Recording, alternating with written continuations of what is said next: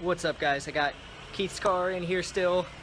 The pulled the K out of there, just got the new one in.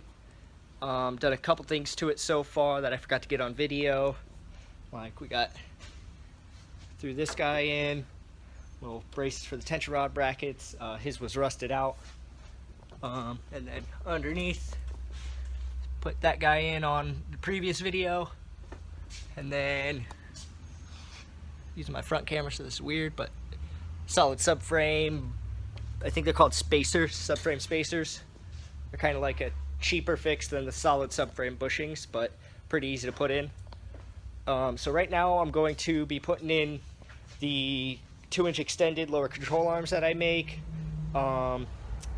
He's got new tie rods, which I need to make extensions for, because they're these right here, but they're not going to be long enough for my extended lower control arms. So I'm going to redo this blue part, just whip some up on the lathe a little bit longer. He's got adjustable tension rods, which if you don't know are these guys right here. You got adjustable ones of those, and they're right here. Boom. And a bunch of bushings. I'm just gonna replace whatever I need to replace and call it good. And then I think, oh, one last thing, the derail. This is a fan controller, right there. Yeah, this is a fan controller. It's a relay. It's got a relay on it. Comes with all the harness, which comes with a fuse, which is nice, and it is adjustable, so you can adjust it to whatever temp you want your fans to come on at. And it has this little probe guy which goes into the radiator and senses the temperature of the radiator, and you just adjust it from there. So that's a cool guy. Definitely recommend one of those. So let's do this. So here's the tie rod I pulled out. I already got that pulled out of there, but it had a dangerous amount of play. Do not let your shit get that bad. Super dangerous. But these guys, I think they're T-ins, and then possibly Megan outers. So, and these have the built-in subframe, or not, sorry, the steering rack spacer, which gives you a little bit more angle, and then adjustable bump steer built into the outer tie rod. So he's a cool little guy. And for the viewers that don't know what steering rack spacers are, you can see how that's just threads, and then it goes to the big nut, and then that one has that little round, almost washer looking thing built into it.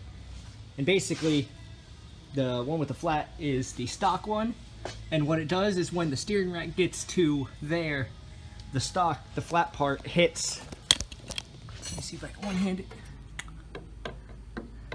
So yeah, it hits like that and then stops the steering. Whereas that's where one would travel, and then this lets it travel the extra. I think they're about, not focusing. I think it's about 6 millimeters, and it lets it travel that extra distance, which just gets you that little bit of extra steering angle before hitting the end of the rack. And not all chassis can use them. I know BMWs can only use 4 millimeters because that's just how the rack is built. So when you can use them, they work great. If you can't use them, then sorry, you're missing out. And then you can see the tie rod's already out. Got that out. Nut to the lower control arm's loose. Just gonna pull that bolt, and I'm going to pull the tension rod at the same time because that's also getting replaced. And then we're gonna drop all that. The only thing I need to pull is the sway bar, this bolt right there to go to the sway bar, and then knock the tapered ball joint loose and both the bolts, and she'll drop right out. If you're gonna be doing this job yourself, when you're going to pull these, well, any tapered ball joint like these, tie rods, whatever, the best way to do it, you just grab a nice hammer and you just whack it. Boom. Whack it a couple times real hard and it should just fall out. I already did it, so she's already out. Sometimes you gotta whack the shit out of it, but it'll come eventually. That's the easiest way. So aside from the tie rod, which came off of the driver's side, this lower ball joint has a ton of play. So basically this car is going to handle like a fucking dream compared to what it did before. Hopefully he's happy. Alright, I've parted out a lot of 240s, so I've seen a lot of junk. But this car is one of like the fucking biggest death traps I've ever seen. Like, ball joint should never be that loose. There's no grease in there. And just a ton of play. That bushing just fucked. This bushing also fucked. When the car came here, this tension rod bracket was not bolted up. I put this bolt in. There's still no bolt there. And this was bolted up to a rusted out, broken front cross member. So basically useless. But oh my god, this is gnarly. I've never seen this much, I don't even know, chaos.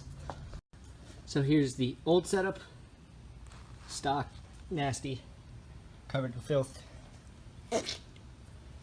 and the new setup. These are, I think they're probably a Musa tension rods, then sideways fab, extended LCAs, 2-inch extension, a big old notch, adjustable steering stopper, and plated all along the bottom. So they're nice and solid, and they're made out of fresh, brand new Moog control arms. So you get brand new ball joints and brand new bushings. So they're ready to go. They're not gonna be flopping around like these guys. So I'm just about to call it a night. It's about probably 4 in the morning or some shit. Got the ISR fans mounted on the radiator. Over here, I got the adjustable fan controller mounted in there. That's all wired up. Oh, I threw on, didn't mention it earlier, but he just dropped off the ISR braided power steering line. There's the lower control arms, the adjustable tension rods. And you can see the extra camber that gives you. And then he also just dropped off, my hands are super dirty, so I'm not going to pick it up, but dropped off the ducktail wing to cover up that big nasty dent right there. And I don't know what else. But like, subscribe, comment some hateful messages. And thanks for watching.